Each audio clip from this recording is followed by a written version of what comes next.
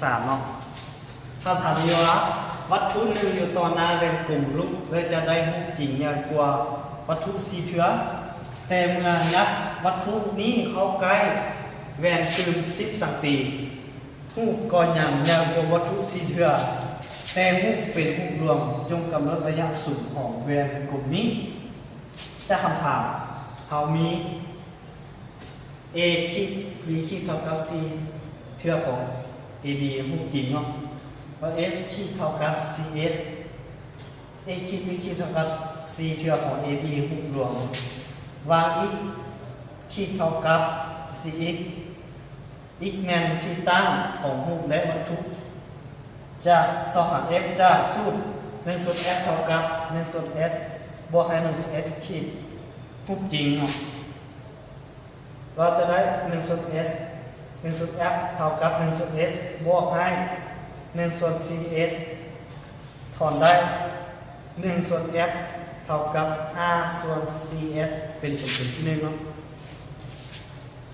เราจะสูตรที่2 1ส่วน F เท่ากับ1ส่วน x บวกให้1ส่วน x ขีดเป็นรูปรวมเนาะเราจะถอนได้ค่าของ1ส่วน F เท่ากับ1ส่วน x ลบให้1ส่วน cx ถอนได้1ส่วน F เท่ากับ3ส่วน cx เป็นสมดุลที่2นะดังนั้นเราเอาสมดุลที่1สมดุลที่1นี้และสมดุลที่2และสมดุลที่1นี้มาเท่ากันเนาะเอา1เท่ากับ2จะได้5ส่วน cs เท่ากับ3ส่วน cx ถอนได้ 5x เท่ากับ 3s